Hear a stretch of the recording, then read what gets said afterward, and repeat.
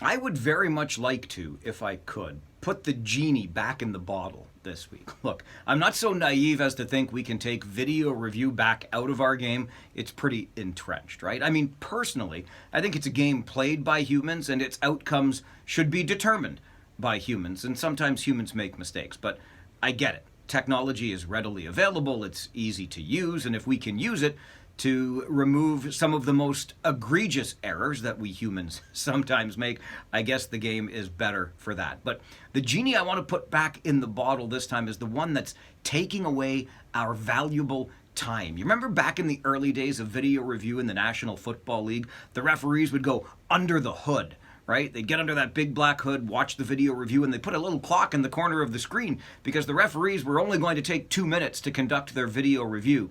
Well, it wasn't long before that little clock in the corner of the screen disappeared because the reviews were taking a whole heck of a lot longer than 2 minutes.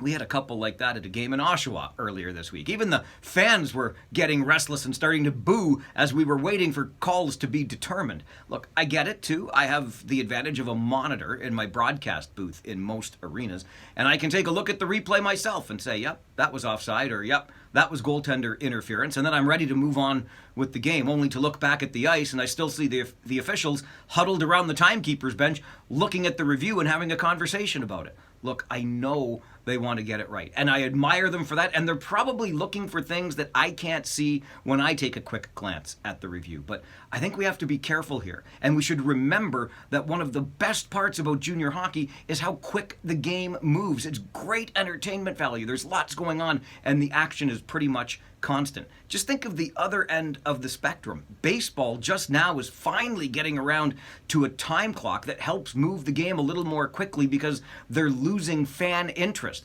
We're not in danger of that yet in the Ontario Hockey League by any stretch, but why even start down that path? Again, I know you want to get it right. I'm just asking you to get it right a little quicker.